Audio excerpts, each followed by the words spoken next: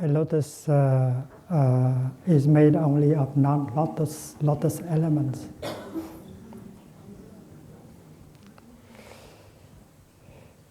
A lotus cannot be by herself alone. A lotus has to interbe with non-lotus elements. The fact is that the lotus is full of everything in the cosmos. So we ask the Bodhisattva, Mr. Bodhisattva, when I look at the lotus flower, I see that the lotus is full of everything. The whole cosmos is in the lotus. Why do you say that it's empty? Empty of what? And then the answer will come very easily. It's full of everything, yes, but it is empty of only one thing. A separate existence, a separate self. A lotus has no separate self. It is made only of non-self, non-lotus elements. So the nature of the lotus is emptiness. The lotus is, but she is empty of a separate self. When we look into ourselves, we see that we are made of non-us elements. We are made of father, mother, ancestors, food, education, culture, and so on. And if we remove all that, there's no us left.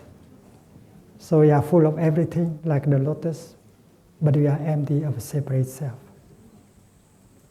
And when you bow to the Buddha, you have to see that you are empty and the Buddha is empty.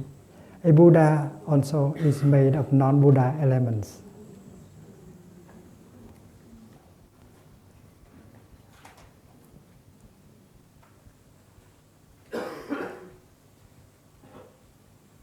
Like the left and the right.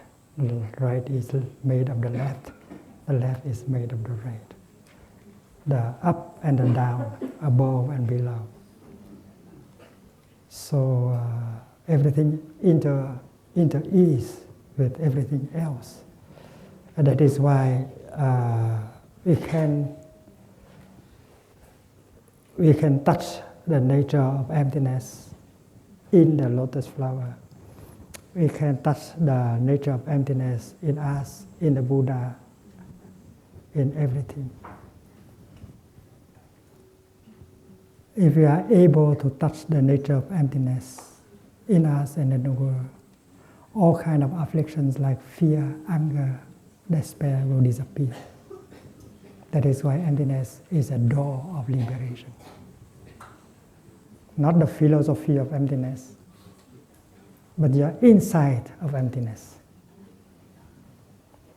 And that is one of the three concentrations acknowledged by all traditions of Buddhism, emptiness.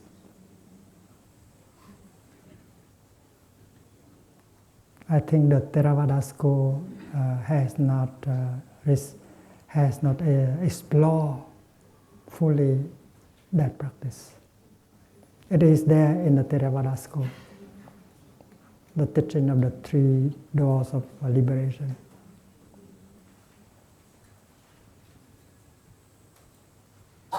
And in Mahayana, the Mahayana tradition, the huge literature of the Prajna Paramita has explored very largely the teaching. And especially when you study the Avatamsaka Sutra, the teaching of dependent co-arising has developed to its highest. And you can touch the nature of emptiness. It's very deep, it's very wonderful. The teaching of emptiness. And emptiness does not mean you are not there. You are there. You are really there. But you are empty of a separate self. You have your father in you. Your father has you in your father. in him. And when you begin to see that, communication becomes much easier. And that is why before you bow to the Buddha, don't just do an act of devotion.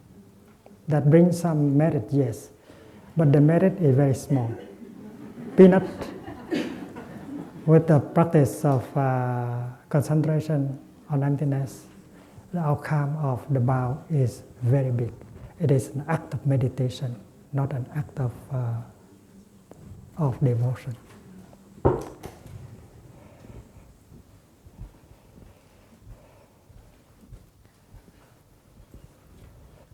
Silenceness.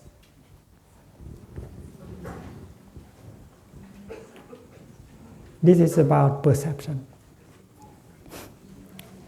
Because there is an appearance, a sign, that is why you recognize it as existing.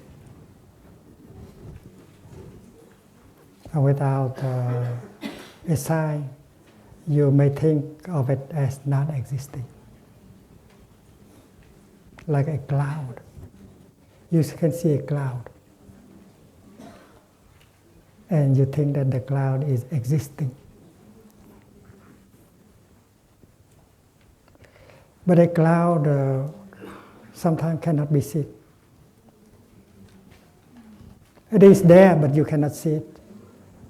It has no sign, no appearance. Like in our Dharma hall. We know that in the Dharma hall there are water vapor. Water vapor is produced by the heat and the water in the ocean and so on. And you cannot see water vapor. It's there. You are breathing out. But when the water vapor, they encounter something, a mass of air that is cold, suddenly become visible. A micro drops of water, so very small, but you begin to see it. It is a cloud. It is the fog. Sometimes you see it and you think of it as existing. Sometimes you don't see it and you say that it is not existing. You are wrong. It's like in this hall. This hall is full of television and radio signals. Television program and radio program is going on. And it is in the air. But you need a transistor or a television set in order to translate this, to capture the signal and translate. But now there is no television, there is no radio set. You may think that there is no television program. But we know that it's crossing. This hall is full of signals of television and radio. So you cannot term it as non-existing. So we should not rely too much on our perceptions. When the cloud is no longer in the sky, you think that your cloud has passed from being to non-being, but that is not true.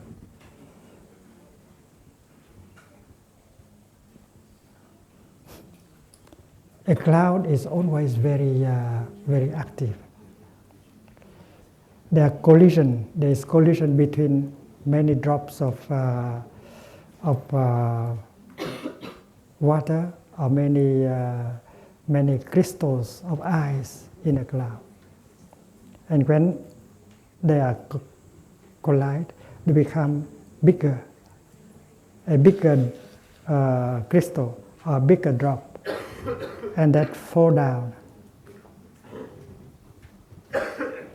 And halfway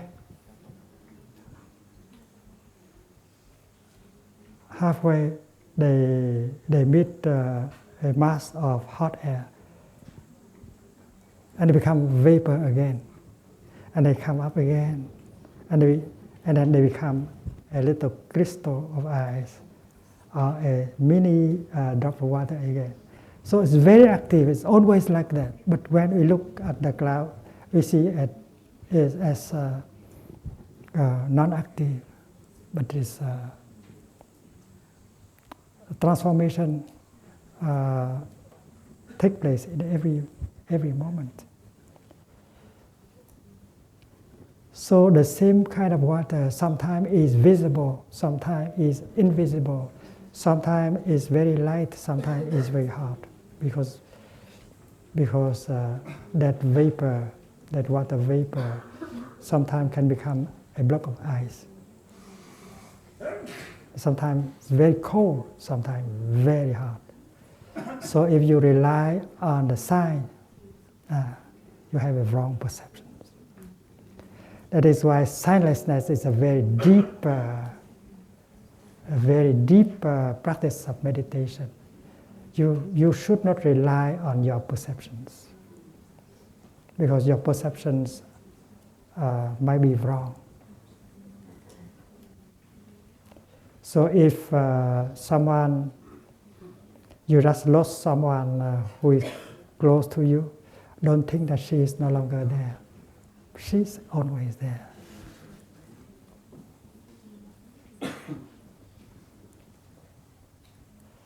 And you can recognize her in different kind of forms, maybe very close.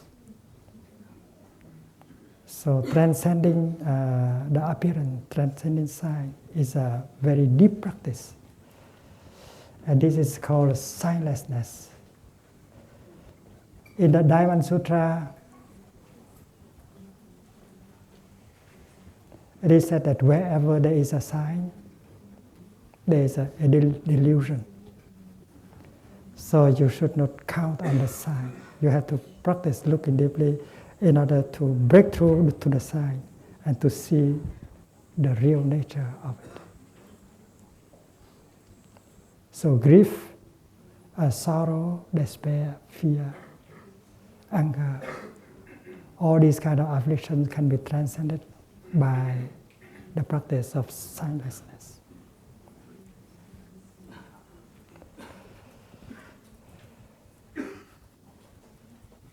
This teaching is very deep.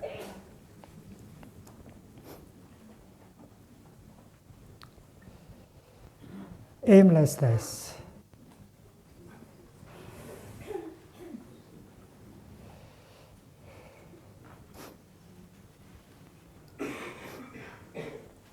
Apranihitta means you put something in front of you and you run after that. You have an aim. You have a purpose. You want to realize something. You want to become someone. But you don't know that everything is already there. That you are already what you want to become. That the kingdom of God, the Pure Land of the Buddha, is already there. Happiness is available, possible, right there. And Apranihitta help you to stop running after an object of craving. You feel that you are incomplete. You need something else. That is why you continue to search, to look for, to run after. Apranihitta tells you that everything is already there. You are already a wonderful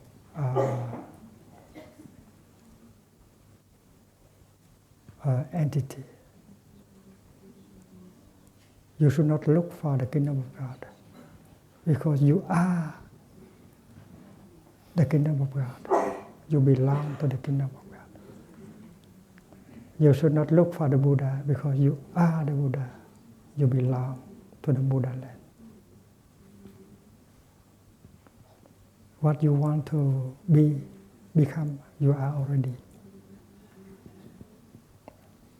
And you don't have peace unless you attain the fruit of aimlessness. You don't strive anymore. You feel complete. the fulfillment, the true fulfillment, is obtained only with aimlessness. La plenitude, fulfillment, is possible only when you stop running. You know that you are a wonder. You belong to the kingdom. You have a Buddha nature. You don't lack anything at all. You contain the whole cosmos. If you want to understand the cosmos, you don't have to travel. You just look into your body and you can understand. There is a sutra called Rohitassa. Rohitassa is a god. And he came to the Buddha and asked a question about whether it is possible to get out of this world full of misery, full of impermanence and ill-being. Lord Buddha, is it possible for us to travel in order to get out of this world? If we acquire a way of traveling that is quicker than the speed of light,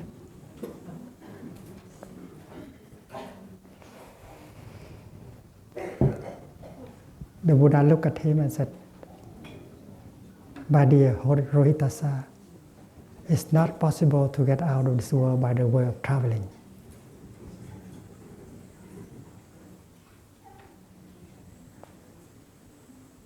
Even if you can travel with the speed of light, you cannot get out of this world." And Rohitassa said, "Oh Lord Buddha, I admire you too much. I remember in one of my former life, I was doing that. I used my time in order to travel. I wanted to get out of this world, and I was able to go with the speed of light. I did not eat, I did not drink, I just want to get out. And finally I die before I can get anywhere. So you have told me the truth, Lord Buddha." The Buddha said, and yet it is possible to get out of this world of misery and ill-being. And by looking deeply into your own body. There is a practice called the contemplation of the body in the body. Just look into your body.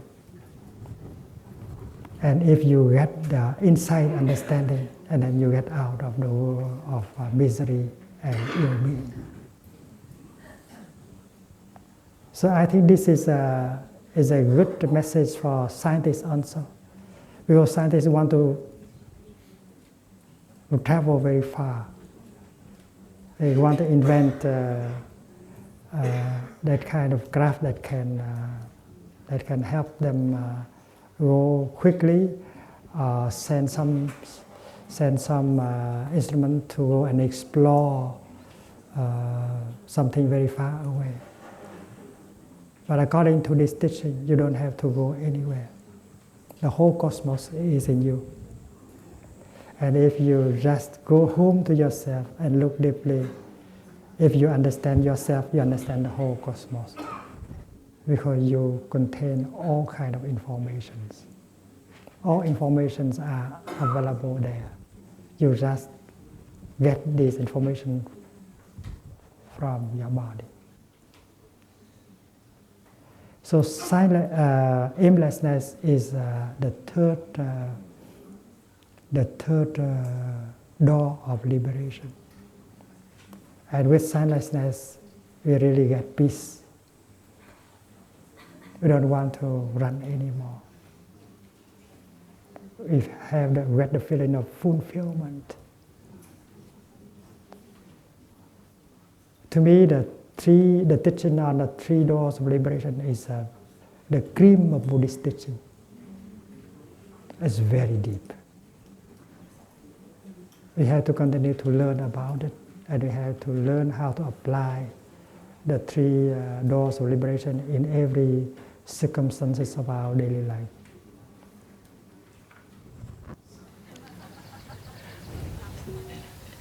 Today is the 18th of June in the year 2009 in the Dharma Cloud Temple, Upper Hamlet, during our 21-day retreat. Yesterday we spoke about the three doors of liberation.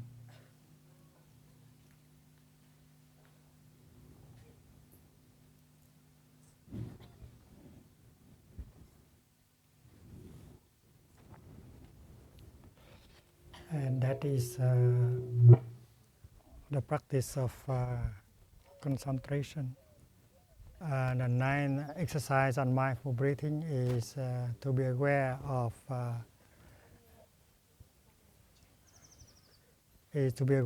any mental formation that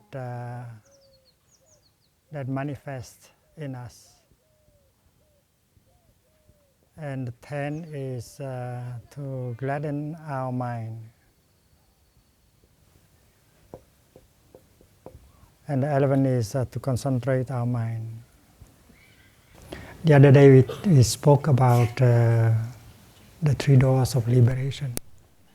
That is the three kinds of concentration that are taught in every school of Buddhism.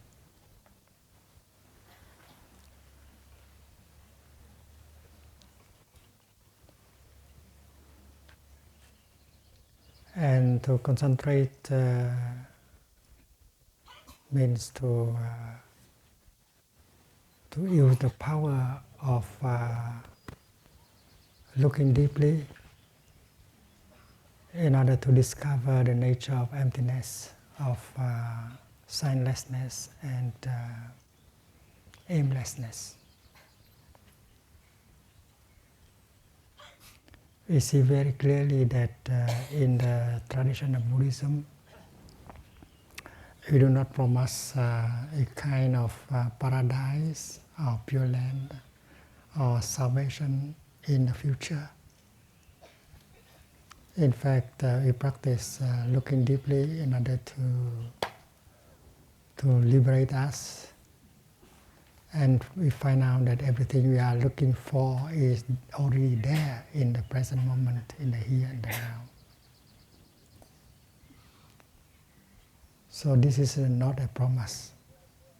This is a practice that helps us to waken up to our own reality and the reality of the world.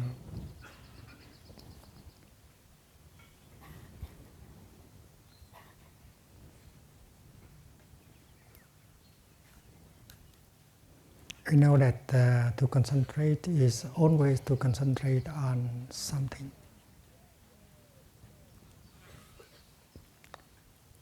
And when we speak about the concentration of emptiness, we know that emptiness is the nature of everything that is.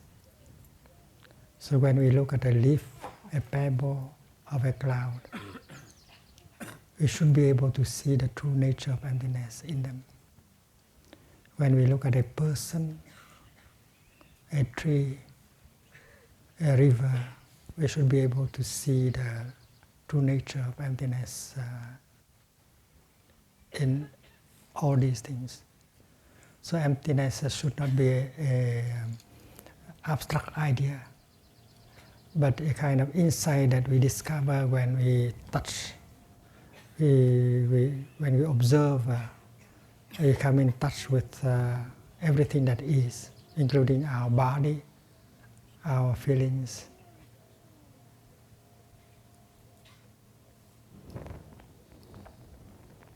The same thing is true with sightlessness. Everything we observe, including our body, our feeling, a cloud, a tree, we have to observe in such a way that we can break through to the appearance. to the sign in order to see the real nature of everything, because it is the sign, it is the appearance that deceive us. The sign is always deceiving. So we should be very aware of the deception as a result of our relying too much on the form.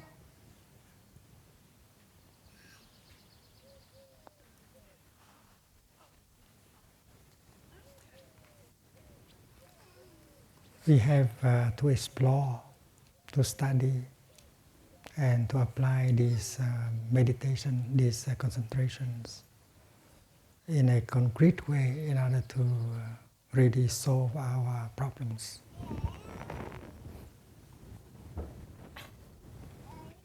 In the Sutra of Mindful Breathing, the 12th exercise proposed by the Buddha is to liberate the mind, to liberate us from that mental formation. Also, to liberate means to liberate from, and in the Buddhist tradition, we speak of the 10 kinds of fetters, the 10 kinds of bonds that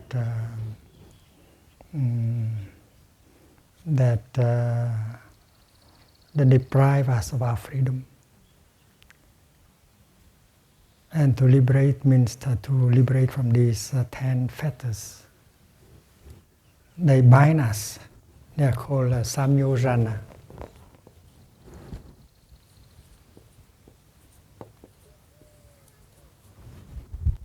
And in Chinese it is translated as Triền Sư.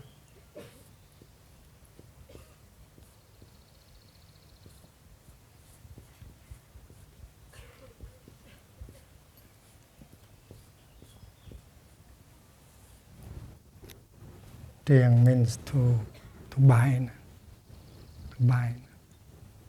and Sư means they push you to do and to say things that you don't want to do and to say. They are very powerful. So you have to practice concentration in order to be able to untie these kind of fetters. And the first is the first Samyojana is craving.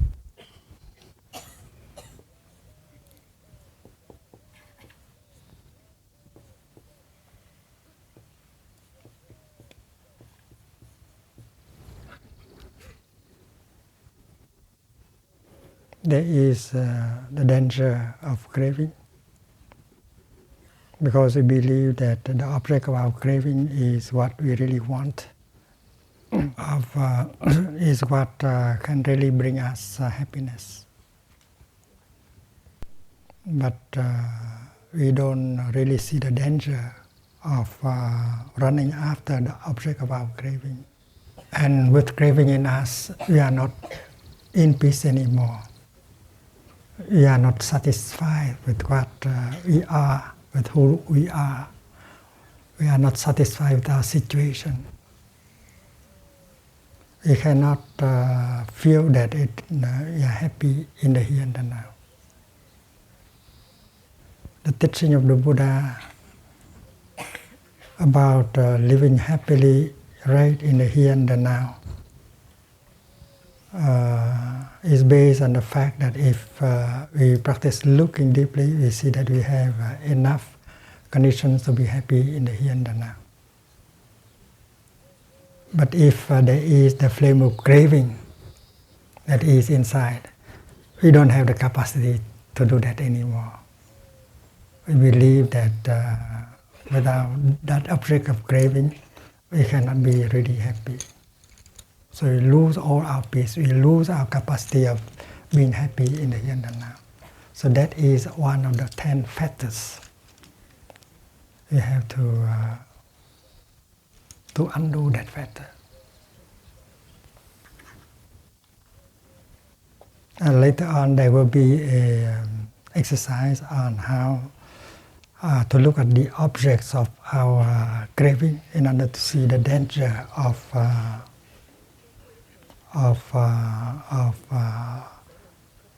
running after the objects of our craving.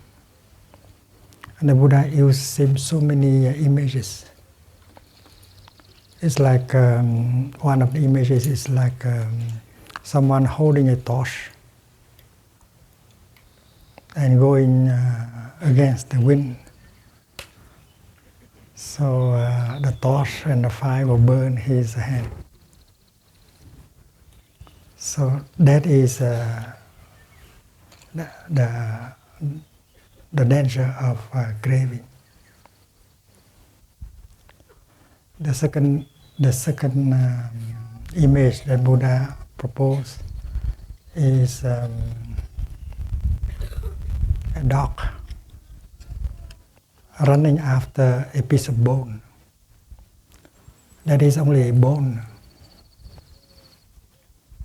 And even if the dog has the bone and try to do everything he could with the bone, he will never be satisfied. Because in the bone there is no meat, no juice left. This is a bone. And sometimes it is a bone made of plastic. So the object of craving is like that. It can never satisfy us. So the image of a bone caught by a dog is a second image that the Buddha proposed.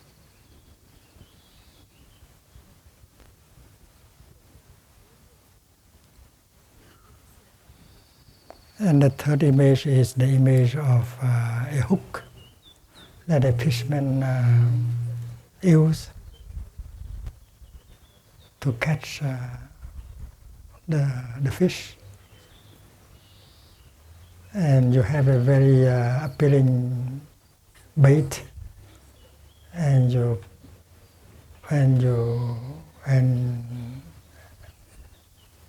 the hook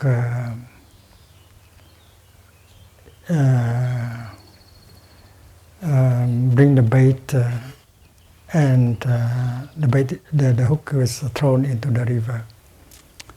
And when the fish saw the bait is so appealing, and it wants to bite, but the fish does not know that inside of the bait there is a hook.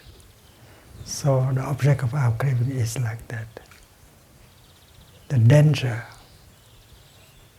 hidden in the object of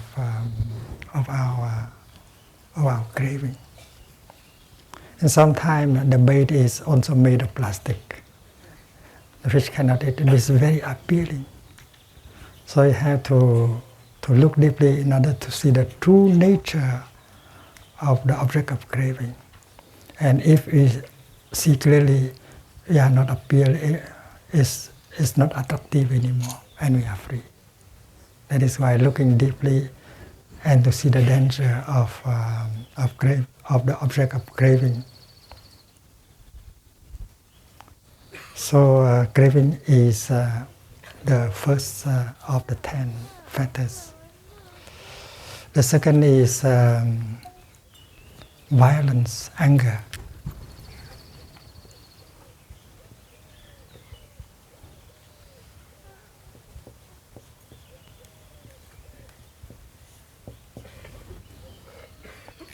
The flame of anger destroys as much as the flame of craving. When anger inhabits us, we have no peace, we have no capacity of being happy in the here and the now. And that is why we have to practice looking deeply, to practice concentration in order to see that anger has been born from ignorance, from wrong views, and so on. Understanding the first noble truth, the second one, we'll be able to overcome our anger and untie the knots of anger. In fact, Samyojana can be translated as knots.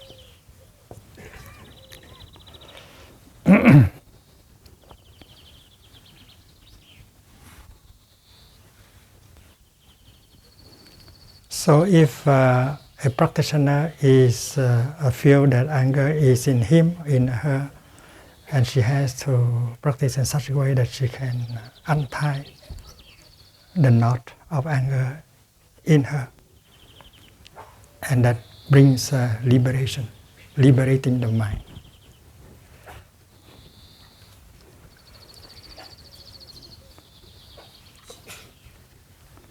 The third is ignorance.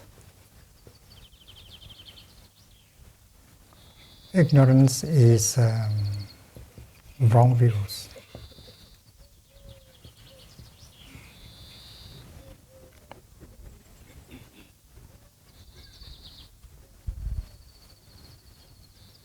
We are confused. We don't know where to go and what to do and what not to do. We are confused.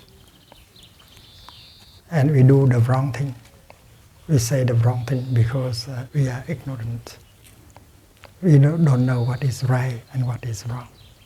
And that is the third kind of fetter we have to undo. The fourth is complex of superiority, of inferiority, and of equality.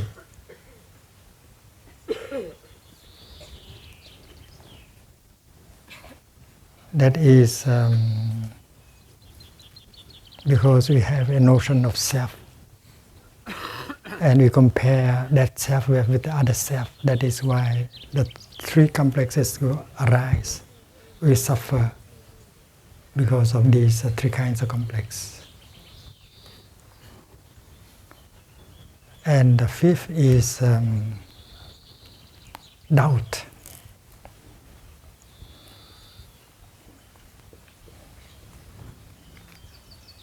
Doubt.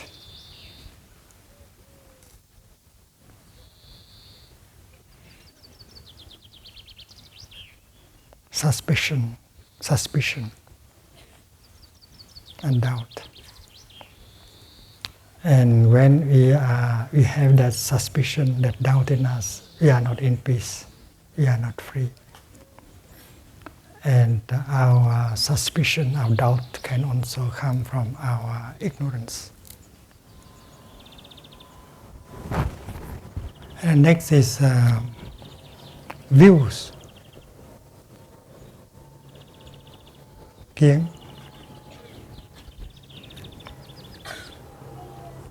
Of course, the views here is wrong views, not right views.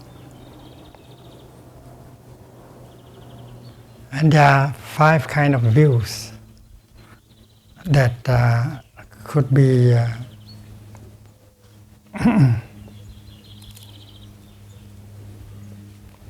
termed as wrong view.